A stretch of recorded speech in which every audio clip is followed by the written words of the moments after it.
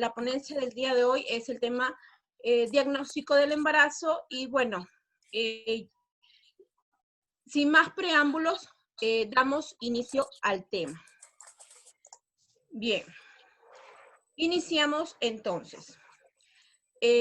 Como todos sabemos, creo que por teoría y muchas mujeres por experiencia propia, sabemos que el embarazo es el estado fisiológico en el organismo de la mujer. Es decir, que este es un proceso natural que va a ocurrir en algún momento o en alguna etapa de vida de la mujer. Su diagnóstico se basa en los signos y síntomas que determinan los diferentes cambios y modificaciones en el organismo de la madre. Es decir, son aquellos signos y síntomas que la paciente, en este caso la mujer, nos va a referir y también que mediante el diagnóstico, mediante el examen clínico, los vamos a determinar. Estos signos van a también producir cambios, valga la redundancia, en el organismo de la madre desde el momento en que ocurre la implantación. Continuamos. Bien, aquí tenemos, si observa, tenemos una imagen respecto al ciclo menstrual.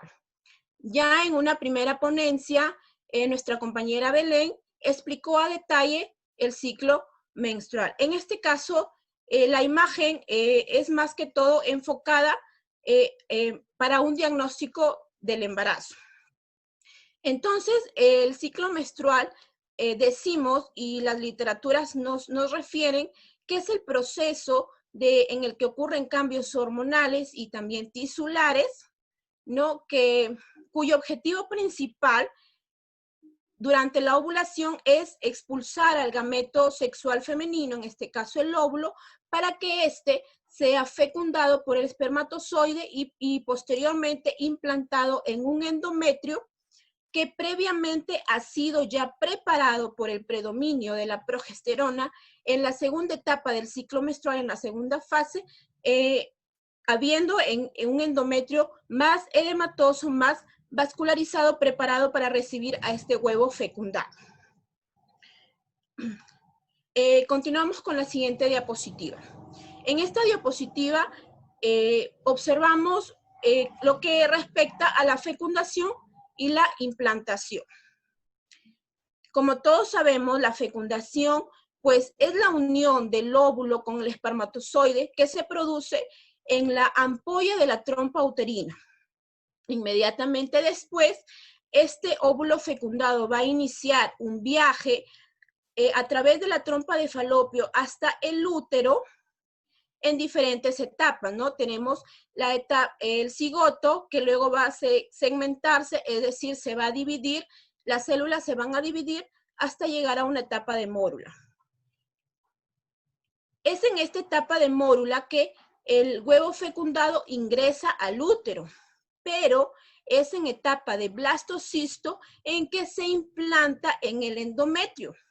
Una vez que este huevo fecundado se implante en el endometrio, se van a producir los signos y síntomas por acción de una hormona que ya más adelante la vamos a hablar.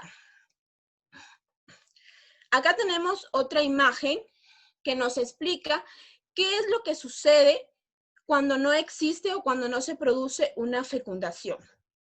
Retomamos a la imagen del ciclo menstrual.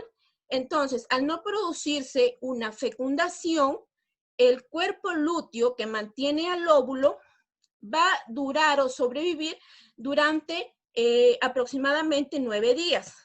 Luego de ello, este cuerpo lúteo se convierte en cuerpo albicans, dejando ya de producir la progesterona y dando inicio a un nuevo ciclo menstrual, es decir, la descamación de la capa funcional del endometrio.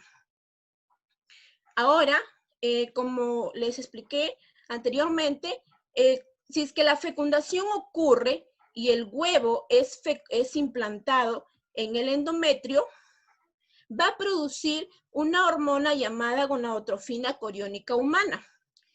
¿Con qué objetivo? Con el objetivo de mantener al cuerpo lúteo durante 4 meses para que éste siga produciendo progesterona y mantener el embarazo.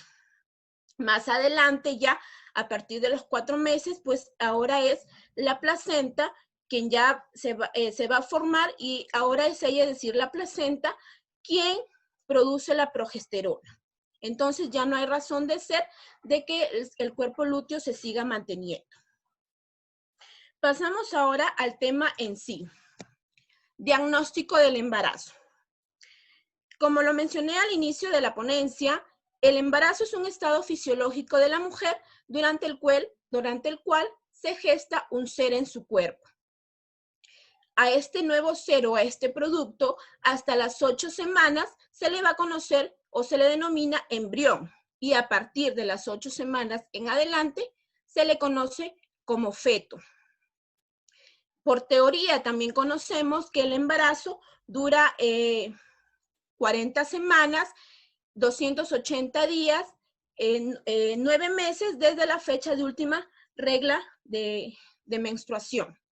Y es entonces, ya una vez producida la gestación, que durante este proceso se van a producir una serie de modificaciones, tanto anatómicas y funcionales, que van a incluir en su totalidad a todos los órganos y sistemas.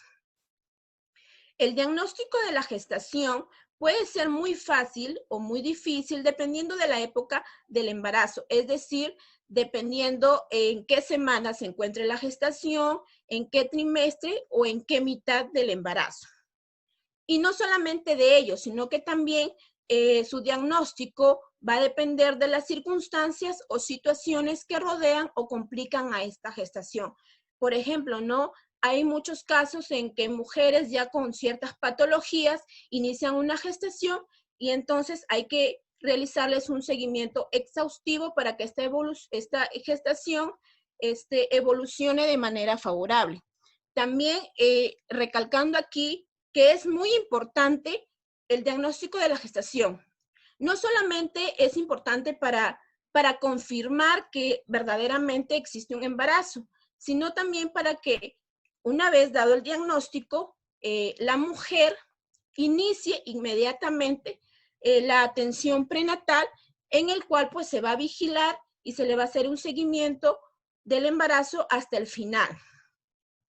El diagnóstico del embarazo se consigue durante una consulta obstétrica mediante la anamnesis, ¿no? Es decir, la paciente llega a nuestra consulta, llega al consultorio. Si es primera atención prenatal, porque refiere ciertos signos o síntomas, se le va a aperturar una historia clínica. Aperturándole la historia clínica, pues se le va a realizar lo que conocemos como anamnesis, es decir, una serie, un interrogatorio para recopilar todos los datos importantes para nosotros. Luego de ello se le realiza un examen clínico y posteriormente se va a acompañar con exámenes diagnósticos complementarios. Ahora tenemos aquí, vamos a detallar los signos y síntomas que pueden manifestar el embarazo. Estos se clasifican en 3 grupos. Tenemos los signos o síntomas de presunción, que son aquellas manifestaciones generales que determinan el embarazo inicial en el organismo de la mujer. No son aquellas manifestaciones que la paciente nos va a referir y que le dan una sospecha de que ella puede estar embarazada. Los signos probables se refieren a aquellos signos precoces que los vamos a obtener mediante el examen ginecológico y que pueden determinar una gestación también. También aquellos signos probables son aquellos que se determinan mediante exámenes de laboratorio. Y luego tenemos el tercer grupo, que es los signos positivos o de certeza. Estos signos de certeza nos van a evidenciar de forma inequívoca la presencia fetal. Es decir, a través de estos signos vamos a determinar y vamos a percibir de que realmente existe un feto en el útero de la madre. Hacemos aquí un alto antes de continuar con las siguientes diapositivas para recordar o para explicar lo que es un signo y lo que es un síntoma. Un signo o los síntomas son las manifestaciones subjetivas que son percibidas únicamente por el paciente, es decir, aquellas manifestaciones que la paciente nos va a referir y que solamente ella las siente y las percibe. Por ejemplo, el que tiene mucho dolor de cabeza, que tiene mucho mareo, que tiene mucha náusea, un malestar general, ¿no? Solamente por citar algunos ejemplos. Y los signos son aquellas manifestaciones objetivas, es decir, son aquellas manifestaciones o señales confiables que las podemos probar y corroborar mediante una inspección o una palpación. Por ejemplo, podemos corroborar o comprobar que hay una fiebre, ¿no? Porque al tocar de repente la frente de la paciente, esta se encuentra caliente. Una ictericia, ¿no? La coloración amarillenta de la piel, o una cianosis, la coloración azulada. Y otros signos más. Continuamos entonces con el diagnóstico del embarazo. Para algunos autores, determinan que para un mejor diagnóstico clínico de la gestación se deben considerar 2 periodos de igual duración. Entonces, así tenemos el diagnóstico en la primera mitad del embarazo, que va, como sabemos, ¿no? El embarazo dura 40 semanas, pues entonces este diagnóstico durante esta primera mitad va a ir hasta las 20 semanas de gestación. Y la segunda mitad, pues ya va después de las 20 semanas en adelante. Tomamos atención a esta lectura que nos dice: en el embarazo se observan 3 hechos que determinan la aparición de signos y síntomas fundamentales para el diagnóstico. La menstruación y la ovulación están suprimidas. Es decir, que si el óvulo es fecundado y posteriormente implantado, este ciclo menstrual es reemplazado por el ciclo gravídico, ¿no? Reemplazado por la gestación. El otro hecho es que nos dice que la presencia del huevo provoca modificaciones generales en el organismo materno. La sola presencia de este huevo implantado va a provocar modificaciones generales en el organismo materno. Y su desarrollo, ahora ya no es la presencia, sino el desarrollo de este huevo implantado, produce modificaciones locales del útero y de las mamas. A ver, por favor, apagamos los micrófonos para poder prestar atención y que otros ruidos no interfieran. Bien. Bien, continuamos entonces. Tenemos aquí a la menorrea. La menorrea, bueno, yo indagando, ¿no?, en diferentes literaturas para desarrollar el tema, la menorrea es considerada por algunos autores, como el caso de Pérez Sánchez, como un síntoma presuntivo. Y por otros, como por ejemplo Schwartz, lo señala como un síntoma probable. Sin embargo, estos autores coinciden en que la menorrea es el síntoma más precoz del embarazo y que en muchas ocasiones es el primer motivo de consulta. Pero hay que tener bastante cuidado con respecto a la que la paciente nos refiere que presenta menorrea, es decir, que hay una ausencia de la menstruación, porque hay ciertas consideraciones o ciertas situaciones que pueden dificultar su diagnóstico o su interpretación. Por ejemplo, no es muy frecuente que las mujeres no recuerden o no recuerden cuándo ha sido su fecha de última menstruación. Y si es que la recuerdan, pues no están seguras de que realmente en esa fecha tuvieron su última menstruación.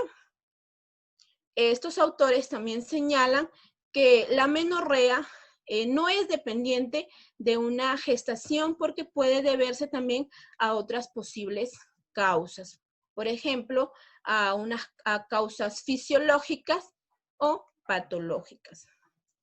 En las fisiológicas hablamos, por ejemplo, de aquella menorrea que es normal en ciertas etapas de la vida, ¿no? Por ejemplo, la que sucede antes de la pubertad, en el embarazo propiamente dicho, durante el puerperio y durante la lactancia materna, si es que esta es realmente exclusiva, y después de la posmenopausia.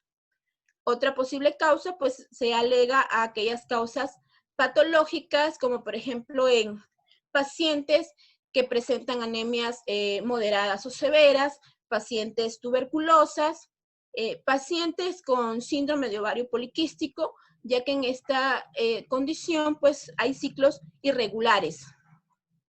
También aquellas mujeres que tengan anorexia o bulimia condicionada a una pérdida repentina de peso, excesiva de peso, y también aquellas mujeres que por su condición profesional necesitan realizar ejercicio excesivo y exagerado. Lo que estos autores también señalan y coinciden es que si nos llega a consultorio o llega a consultorio una paciente que reúne ciertas características, pues puede indicar una sospecha de embarazo. Si la mujer se encuentra en una edad fértil, bueno, según la norma técnica de salud sexual y reproductiva de aquí del Perú, manifiesta que esta edad fértil en la mujer oscila entre los 15 y los 49 años. Otra característica es que esta mujer tenga ciclos regulares de por lo menos 3 ciclos anteriores, ¿no? Decir que sus 3 ciclos anteriores han sido regulares, entendiéndose que se considera normal o regular un ciclo aquellos que oscilan entre los 21 y 35 días. Que esta mujer tenga una pareja sexual activa y que obviamente no esté utilizando métodos anticonceptivos. Entonces, si es que esta mujer, bien, decía, si esta mujer reúne estas características, pues podemos sospechar que esté embarazada ante la ausencia de su menstruación. Pasamos ahora a detallar los signos o síntomas de presunción o generales. Estos signos o síntomas los proporcionan los sistemas de aparatos maternos, a excepción de los genitales. Estos signos o síntomas van a aparecer al final de la 4ª semana y desaparecen en el transcurso de las 18ª semana. Estos pueden ser muy inconstantes, muy variables. En algunas mujeres quizás sean leves, que pasan desapercibidos, como en otras mujeres pueden ser muy exagerados, o sea, muy exacerbados, ¿no? Que les van a causar molestias y que incluso pueden ser hasta hospitalizadas para que la exacerbación de estos síntomas, estos signos, no compliquen la gestación. Tenemos aquí a los síntomas digestivos, ¿no? Las náuseas y los vómitos que son frecuentes en el 50% de las mujeres y sobre todo matutinos, es decir, por las mañanas. Se acompaña del tialismo o la cialorrea, que es la salivación excesiva, y de la pirosis o dispepsia, que por efecto de las náuseas y vómitos hay una sensación de vacío gástrico en el estómago y también una sensación quemante e irritante en el esófago por el reflujo gastroesofágico, es decir, debido a las náuseas y los vómitos. También tenemos modificaciones en el apetito, ¿no? Que si la paciente o la mujer presenta náuseas y vómitos, el apetito va a estar disminuido porque se vuelve intolerante a los alimentos. También aquí pueden, una modificación son los llamados antojos, ¿no? En el cual la paciente solamente quiere comer ciertos alimentos, ¿no? Lo que a ella le provoca. O también se refiere a aquellas mujeres en las que existe tendencia a ingerir sustancias que no son alimentos.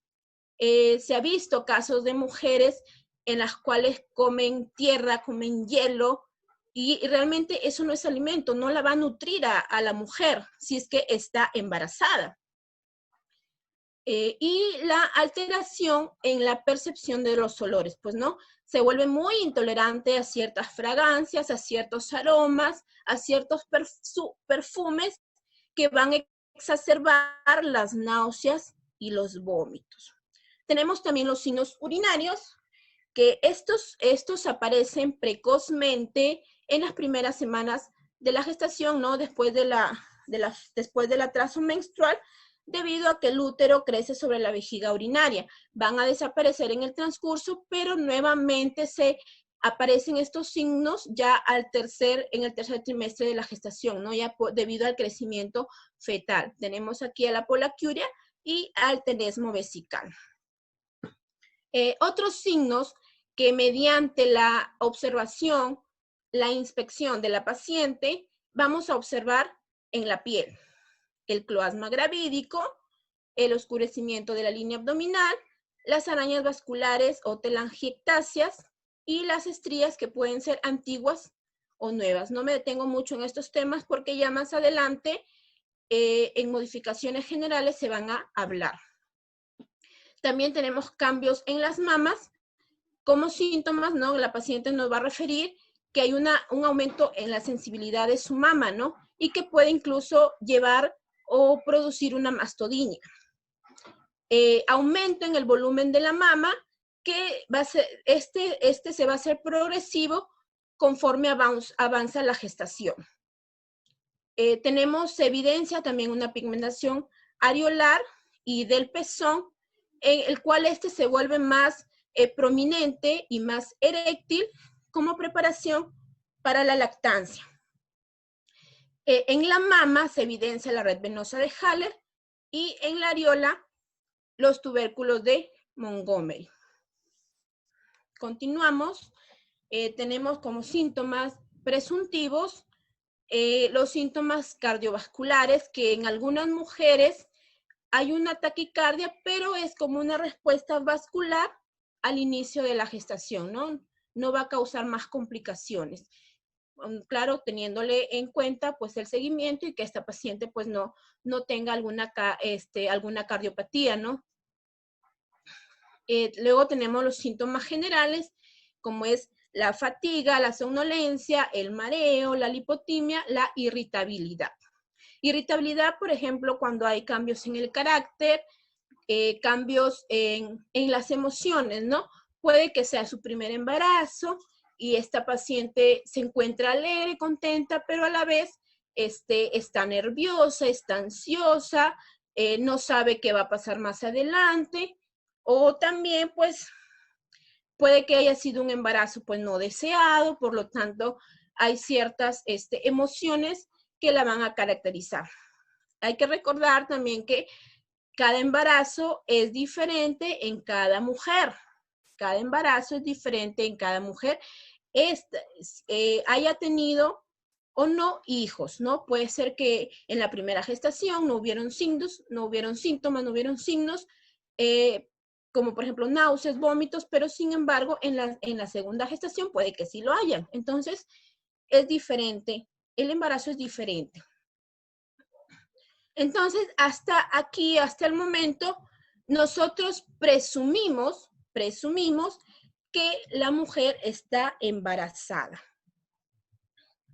Ahora pasamos a los signos de probabilidad o locales.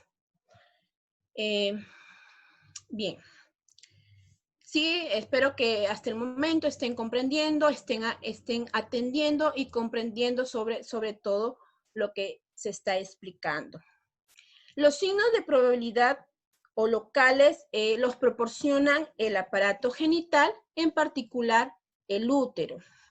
Los vamos a determinar mediante el examen físico, ya en el examen ginecológico de la mujer, ¿no? Como lo explicó mi compañera Fátima en la ponencia anterior, siempre hay que indicarle a la paciente y explicarle todos los procedimientos que se van a realizar y también que ella consienta todo aquello que en su cuerpo se va a realizar, de repente la palpación o el tacto vaginal, ¿no? Hay que explicarle cada procedimiento que se va a realizar en ella. Entonces, tenemos aquí a los signos vulvovaginales. A ver, apagamos los micrófonos, por favor. Bien, continuamos. Hablábamos de los signos de probabilidad, que esto los va a determinar el aparato genital, en particular el útero. Se van a realizar durante el examen ginecológico de la paciente mediante inspección y palpación. Tenemos aquí a los signos vulvovaginales. Mediante la inspección se va a observar una coloración azul oscuro o violácea en vulva, en vagina o en el cervix, y a esto se le conoce como el signo de Chadwick. Luego tenemos los signos uterinos que se determinan específicamente ya mediante la palpación, ¿no? Mediante el tacto vaginal y la palpación bimanual, ¿no? El tacto vaginal acompañado con la palpación abdominal. Aquí, para determinar estos signos uterinos, se van a percibir cambios en la forma del útero, cambios en la consistencia y cambios en el tamaño, en relación al tamaño del útero. Bien, con respecto a los cambios en la forma, cuando no hay gestación, ¿no? Cuando la mujer no está embarazada, el útero es triangular y aplanado. Pero ya en una gestación, este útero se vuelve piriforme a la 8ª semana, esférico globuloso a la 13ª semana y ovoide después de la 18ª semana. Tenemos aquí al signo de Piscasek, que es cuando el óvulo implantado o el óvulo fecundado se implanta cerca de una inserción o cerca de la inserción tubárica, ¿no? Y entonces se va a observar y se va a percibir cierta asimetría del útero.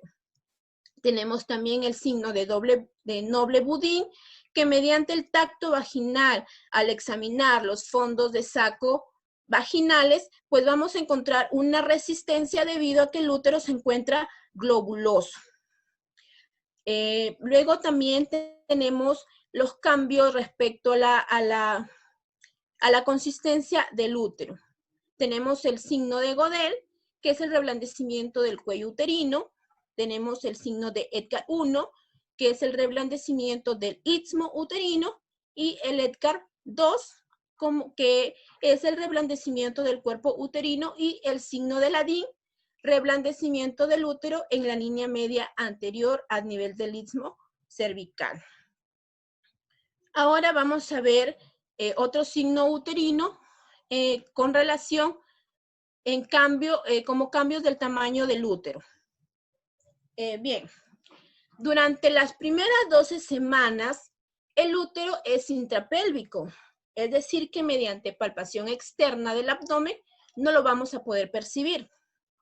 Pero hay que tener en cuenta también que en algunas patologías vamos a tener, se va a poder percibir un útero aumentado de tamaño y pues que no se refiere a un embarazo.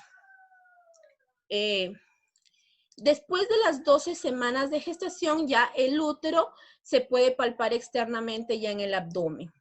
Tenemos aquí en esta imagen en el cual se observa el aumento de tamaño del útero, en relación a las semanas de gestación, y también en qué lugar del abdomen podemos encontrar este fondo uterino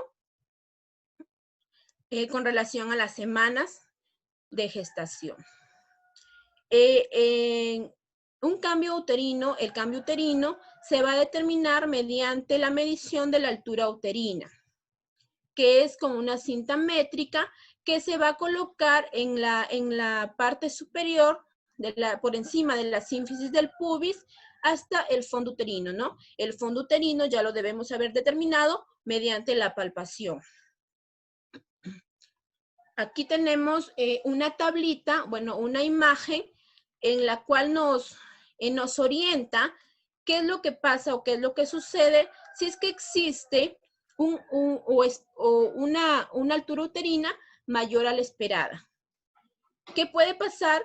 Que de repente ha habido una mala técnica en la medición de la altura uterina, que la mujer no nos haya precisado correctamente su fecha de última menstruación, que exista un embarazo gemelar, un polihidramnios, ¿no? un aumento del volumen del líquido amniótico, una mola hidatiforme, una macrosomía fetal y, como les mencionaba, miomas uterinos. Y si por el contrario obtenemos una altura uterina menor a la esperada en relación al cambio del útero en el tamaño, y de igual forma puede pasar que haya habido una mala técnica, que haya error en la fecha de última menstruación, hay una muerte intrauterina, un embarazo ectópico, una restricción del crecimiento intrauterino y un oligoamnios. Ya más adelante, en otras ponencias, se va a explicar más a detalle estas situaciones. Bien, entonces, luego de que ya la paciente se le ha realizado una correcta anamnesis, se le ha realizado un examen físico completo y adecuado, pues vamos a recurrir a métodos auxiliares de diagnóstico, ¿no? Tenemos aquí el diagnóstico del embarazo por reacciones de laboratorio. Estos se basan principalmente en la determinación de la subunidad beta de la hormona gonadotrofina coriónica humana en orina o en sangre. Mencionamos aquí a las pruebas biológicas que han sido utilizadas mucho en el pasado, pero que actualmente ya están desplazadas. Estas pruebas biológicas se basaban en demostrar la presencia de HCG en orina de la gestante. Las más conocidas fueron las siguientes: la de Einstein-Sondek, que realizó la prueba en una laucha esperando la respuesta del cuerpo lúteo; la de Friedman, que realizó la prueba de biológica en una coneja; la de Hodgman, también la realizó en una coneja, pero en el suero materno; y la de Galli-Mainini, que fue realizada en un sapo, es decir, que este sapo eliminó espermatozoides luego de que fuera inyectado con orina o suero materno. Tenemos las pruebas por radioinmunoanálisis, que estas se basan, o estas pruebas determinan la HCG en concentraciones extremadamente bajas, como aquellas que, por ejemplo, se encuentran en los primeros días de la gestación, es decir, cuando la mujer aún no sabe que su regla o su menstruación no le va a llegar, y antes de la primera, o también en un embarazo ectópico, ¿no? Aquí las hemos mencionado, cuáles son estas pruebas por radioinmunoanálisis. Y las pruebas inmunológicas, estas pruebas demuestran la presencia de HCG en orina o suero de la gestante, ¿no? De la madre, mediante reacción antígeno-anticuerpo. De igual forma, aquí las mencionamos. Ahora, vamos a ver y prestar atención a las siguientes diapositivas. Tenemos que la hormona beta-HCG, o sea, la hormona gonadotrofina coriónica humana, es una glicoproteína que es liberada por el sincitio trofoblasto del embrión inmediatamente ocurrida la implantación en el útero de la madre, ¿no? En el endometrio, que es un endometrio vascularizado, edematoso, y que, ¿cuál era el objetivo? Yo les mencionaba anteriormente, mantener al cuerpo lúteo para que éste siga produciendo progesterona y estrógeno, ¿no? Y mantener la gestación hasta su final. Esta hormona gonadotrofina coriónica humana está formada por dos subunidades. Tenemos la fracción alfa y la fracción beta. La fracción alfa es compartida también con otras hormonas, como tenemos la hormona luteinizante, la hormona folículo estimulante y la hormona estimulante de la tiroides. Y la fracción beta, pues, es aquella que nos importa para el diagnóstico de la gestación. Mediante análisis de hormona HCG, vamos a realizar un análisis cualitativo que se realiza tanto en sangre como en orina y que solamente nos va a dar resultado positivo o negativo, ¿no? Es decir, le especifica a la mujer que hay gestación o que no hay gestación. Más allá, ya no determina. Y tenemos el análisis cuantitativo que solamente se realiza en sangre. En este caso, el análisis cuantitativo sí nos va a dar resultados o nos va a dar valores de esta hormona según o dependiendo de la semana de gestación. A ver, entonces tenemos, ¿no?, que la hormona, el análisis de esta hormona se realiza por análisis cualitativo y cuantitativo. Vamos a explicar aquí que el análisis cuantitativo no solamente va a dar un resultado positivo de embarazo, sino que también los valores van a indicar o van a determinar que existen otras situaciones y que no necesariamente se refieren al embarazo, como por ejemplo situaciones en el caso de un embarazo ectópico, una mola, un coriocarcinoma, o también de que la gestación se está perdiendo por un aborto. Más adelante ya explicaremos cuándo es que hay valores muy aumentados o valores muy disminuidos, ¿no? En qué situaciones se presenta. Bien, entonces, ya dijimos, ¿no?, que la hormona beta-HCG la produce el embrión y esta va a ser detectada en sangre a los 9 o 10 días post-ovulación. Algunos autores consideran que es a partir de los 7 días hasta los 10 días, otros que desde los 7 días hasta los 12 días, pero más o menos los valores por ahí van, ¿no? Estas líneas que yo las he colocado aquí son de la literatura de Schwartz. Entonces, esta hormona es detectable en sangre a los 9 o 10 días post-ovulación y en orina al cuarto o quinto día después del retraso menstrual. Esta hormona va a duplicar sus valores cada 48 horas. Otras literaturas dicen o especifican, determinan, señalan que esta hormona se va a duplicar entre las 48 y 72 horas. En las embarazadas, alrededor de los 45 a 60 días posteriores a la concepción, es decir, a la 8ª o 11ª semana postmenstrual, el nivel de la gonadotrofina alcanza su punto máximo y luego desciende. Una vez alcanzado el punto máximo, va a descender hasta nivelarse en su punto más bajo alrededor de la 18ª semana, es decir, que corresponde más o menos al 4º mes de la gestación. Y se mantiene así hasta el final del embarazo. Observamos aquí en esta imagen los valores que se pueden obtener mediante un dosaje de beta-HCG cuantitativo. Si la mujer se hace una prueba de embarazo, ¿no?, en sangre para determinar los valores y estos le dan un resultado de 5 milunidades internacionales por mililitro, el resultado simplemente es negativo, no hay un embarazo.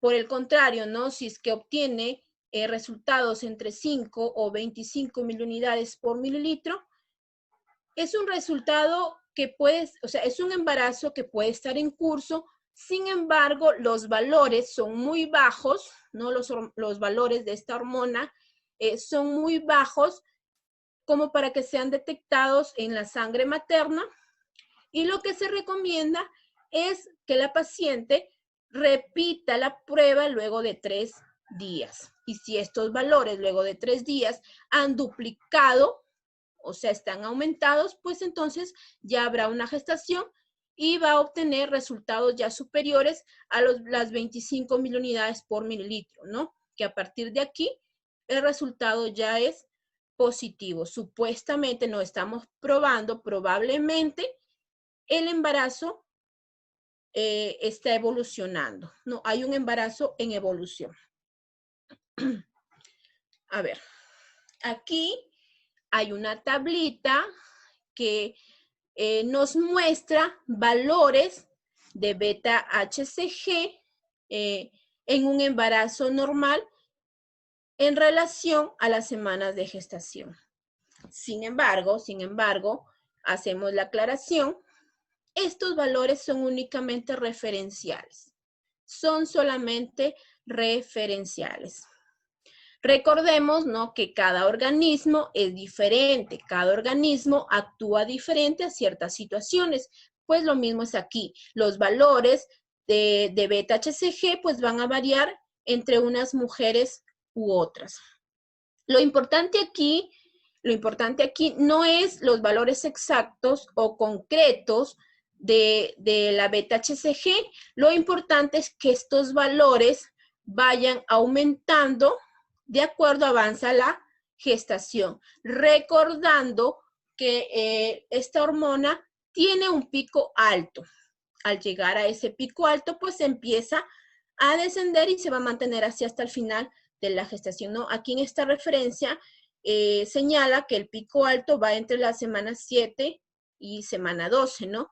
Lo que más o menos coincide con la que yo he mencionado, que es entre la 8ª y 11ª semana, ¿no? Algunos autores así lo mencionan, ¿no? Entre las 7 y 14 semanas, pero más o menos por ahí va. Bien, aquí les quería explicar un poquito. Cuando en el dosaje, cuando en el dosaje de beta-HCG cuantitativo obtenemos valores muy altos y aún las semanas de gestación son muy precoces, pues podemos estar podemos hablar, ¿no?, de una enfermedad del trofoblasto, como es la mola hidatiforme o coriocarcinoma. A ver, esperamos que apaguen micrófonos para continuar. Bien, continuamos entonces. Les decía que cuando en un dosaje de beta-HCG se presentan valores muy elevados y las semanas de gestación son aún precoces, pues podemos hablar de una enfermedad, podemos hablar de una mola hidatiforme o un coriocarcinoma, pues que corresponden a enfermedades del trofoblasto. También podemos hablar o estar frente a una gestación múltiple, ya que hay dos productos, 2 embriones, por lo tanto, cada uno de ellos está produciendo la hormona beta-HCG.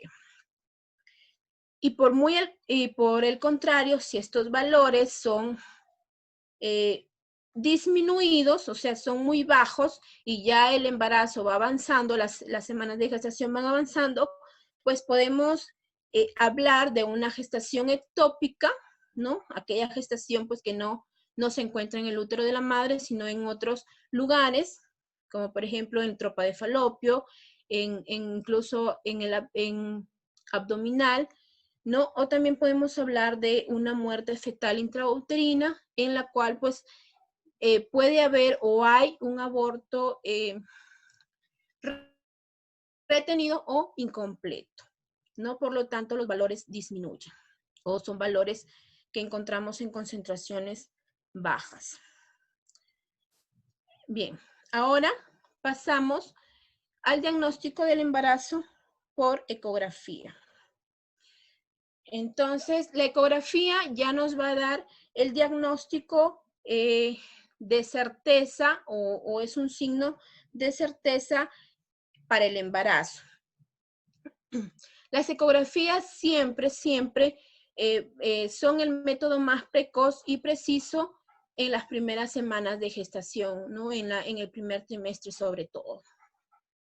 En la ecografía, por lo general, se realiza durante el primer trimestre para confirmar el embarazo y calcular el tiempo de gestación. En una ecografía de primer trimestre no solamente vamos a confirmar el embarazo, sino que también por ecografía se va a visualizar si es que realmente esa gestación está evolucionando en el útero, si es que la implantación del embrión se ha realizado en el lugar correcto, y también si es que va a visualizar ciertas estructuras que no corresponden a un embarazo, como las que son la mola o el coriocarcinoma. Va a determinar el tiempo de gestación, se va a determinar también el número de embriones y también va a identificar ciertos aspectos que corresponden a defectos congénitos o algunos marcadores para cromosomopatías. Y también mediante ecografía, pues, se va a determinar la causa de ciertas situaciones que ponen en riesgo la evolución de una gestación, ¿no? Por ejemplo, como puede ser el sangrado que ocurre en un aborto o en un embarazo ectópico, ¿no? La ecografía se va a realizar de manera transvaginal y también transabdominal. En las ecografías, durante las primeras semanas, se van a evidenciar ciertas estructuras que determinan que realmente hay una gestación. Estas estructuras son pues el saco gestacional, el botón embrionario y la actividad cardíaca. La ecografía transabdominal tiene cierto retraso en la visualización de estas estructuras con respecto a la transvaginal, ¿no? Un retraso de más o menos 1 o 2 semanas, ¿no? Por lo tanto, aquí se observan, pues, he colocado que el saco gestacional por ecografía transvaginal se empieza a observar ya a partir de la 4ª semana, el botón embrionario por transvaginal a la 5ª semana y la actividad cardíaca fetal por ecografía transvaginal a la 6ª semana. Y como les digo, ¿no? En la ecografía transvaginal esas estructuras se evidencian 1 o 2 semanas después, ¿no? Observamos aquí en la ecografía transvaginal, evidenciamos el saco gestacional en la 4ª semana y en la transabdominal se observa a partir de la 5ª o 6ª semana desde la fecha de última regla. Bien, continuamos entonces. Bien, aquí hay un dato muy importante. Hay un dato muy importante. La ecografía se correlaciona con los valores obtenidos en el dosaje de beta-HCG. ¿A qué me refiero o a qué se refiere? Que, por ejemplo, si la paciente ha obtenido un resultado positivo en un dosaje de beta-HCG, sea este cuantitativo o cualitativo, pues en una ecografía se tienen que evidenciar las estructuras, ¿no? Estas estructuras, para dar certeza de que realmente existe la gestación, ¿no? Entonces, si tenemos un beta-HCG con valores entre 1000 y 2000 miliunidades internacionales por mililitro, en ecografía transvaginal, ¿qué vamos a observar? Vamos a observar saco gestacional, botón embrionario y posiblemente ya una actividad cardíaca. Entonces, ¿no? Como les decía, si en un resultado de beta-HCG obtenemos estos resultados, estos valores, pues en la ecografía se debe observar ya un saco gestacional, ¿no? Más o menos en una 4ª o 5ª semana. Y si es si hablamos de una 7ª o una 6ª semana, pues ya vamos a evidenciar lo que es el botón embrionario y la actividad cardíaca. Sin embargo, si tenemos estos mismos valores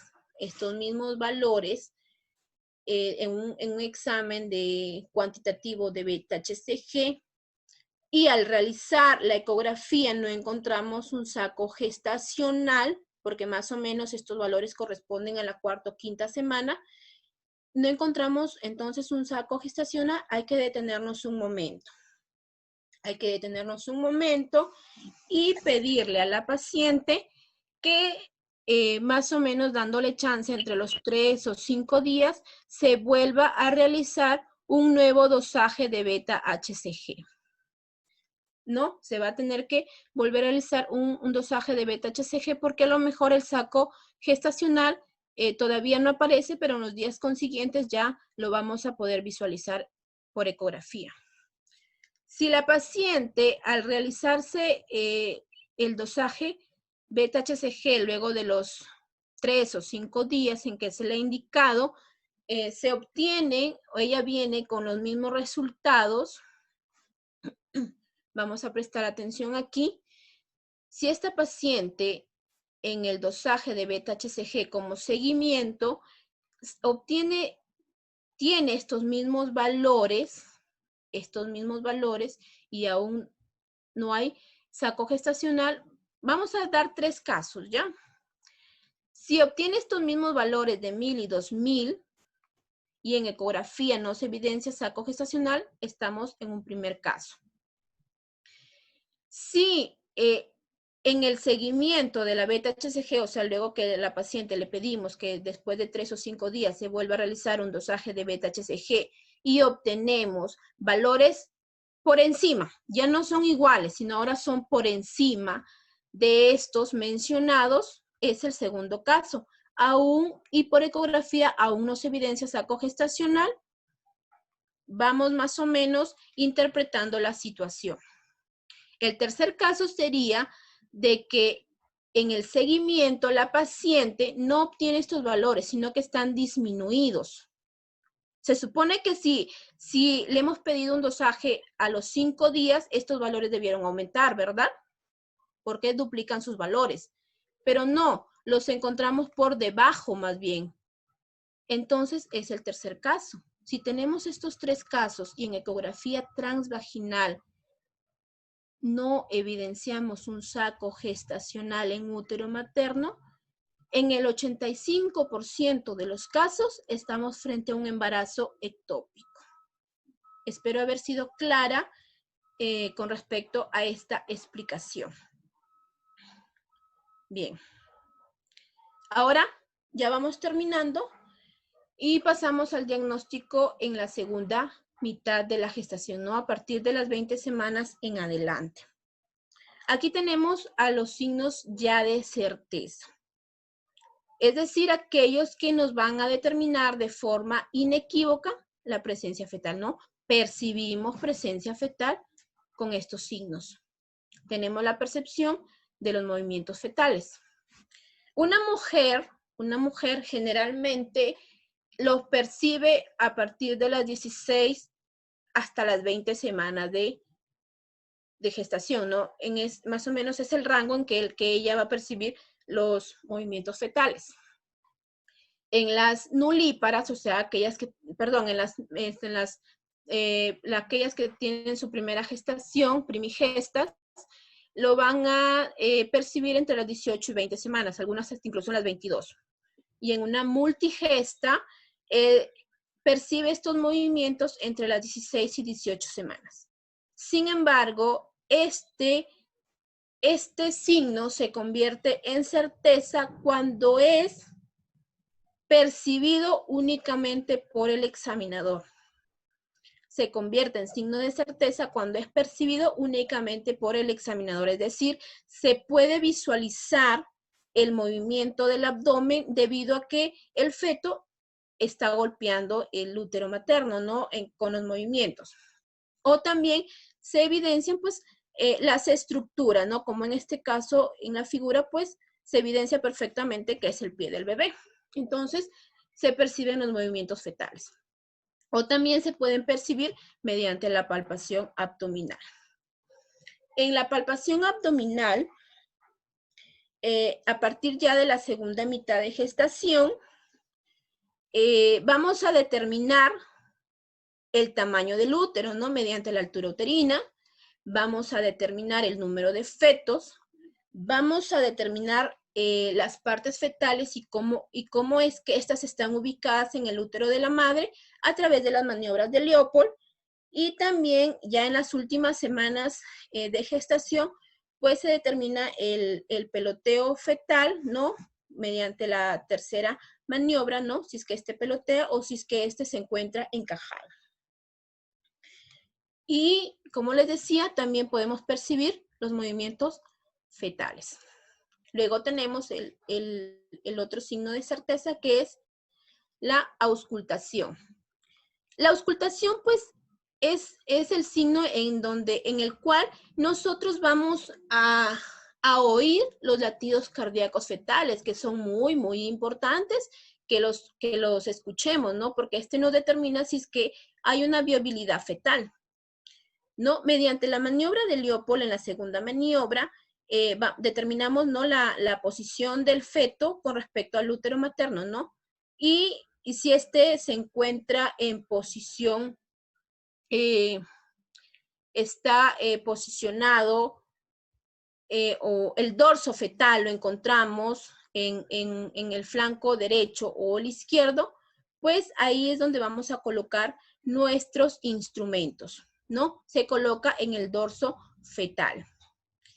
Tenemos el estetoscopio de Pinar, que con él se perciben los movimientos, los latidos cardíacos fetales a partir de las 20 semanas. Y luego tenemos también el Doppler, que ya es una tecnología un poco más avanzada, en el cual los latidos fetales los escuchamos a partir de las 7 u 8 semanas de gestación.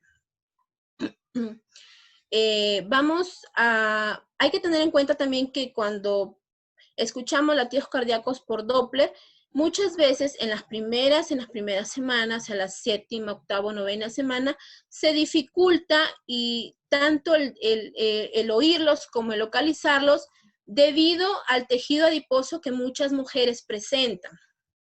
Pero ya más allá de la semana 10, 11, 12 en adelante, pues sí, ya es muy, muy importante. Es muy importante escuchar los latidos del bebé, porque esto nos va a decir, ¿no? Que realmente el bebé está vivo, ¿no? Siempre y cuando estos valores pues oscilen entre 120 a 160 latidos por minuto, ¿no? Si es que están fuera de estos rangos o muy bajos o muy altos, pues ya estamos frente a alguna situación que está mal, ¿no? Algo está pasando con este bebé. Bien. Bueno, y regresando un poquito acá, los latidos cardíacos fetales por ecografía se determinan más o menos a esta semana de gestación.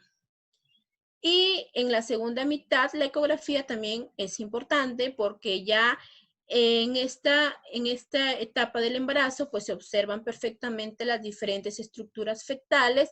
Podemos observar, estudiar la placenta, el líquido amniótico, si es que este es adecuado para la edad gestacional, y también la actividad cardíaca fetal. Toda ecografía es importante porque no solo confirma un embarazo, sino que también determina la vitalidad y el crecimiento del feto en el útero materno. Y ya en las últimas semanas del embarazo, una ecografía también nos va a determinar la situación, posición y presentación que debemos tener en cuenta para el momento del parto. Bien, ya vamos terminando con la ponencia. Tenemos el diagnóstico diferencial. Estamos hablando de un embarazo normal, entonces su diagnóstico se confunde con una pseudociesis o un falso embarazo, con los tumores pélvicos o abdominales, como los miomas, como una amenorrea secundaria, que ya les hablé un poquito iniciando la gestación, cuáles son. Un embarazo patológico, como un embarazo ectópico, una mole hidatiforme un coriocarcinoma o un aborto.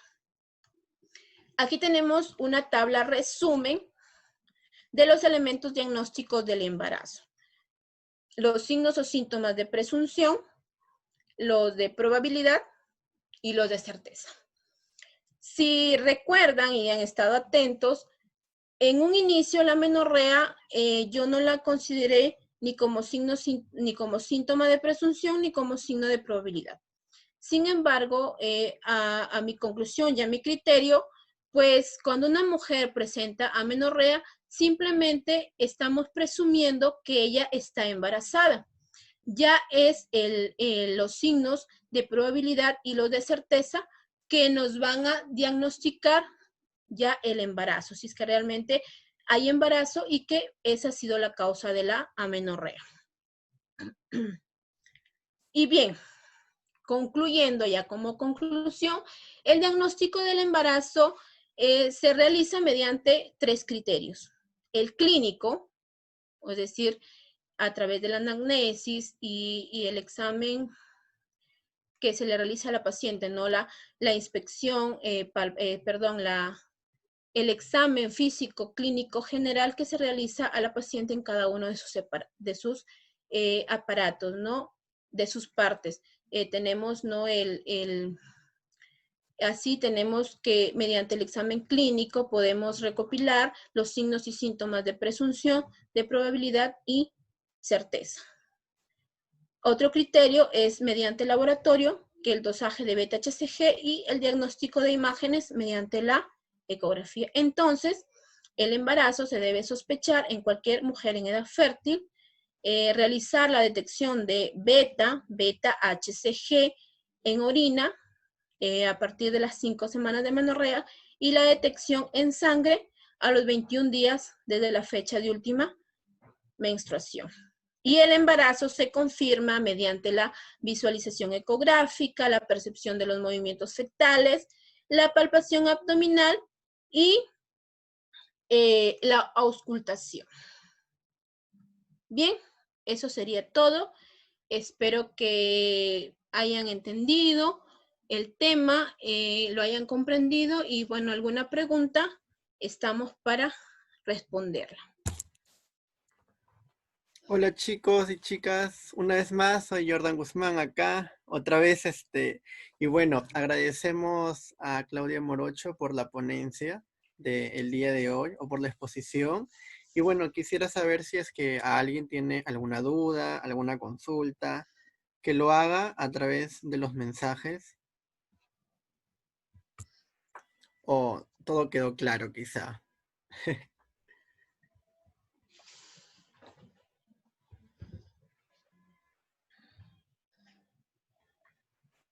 Ana Brigitte, Ana Peña.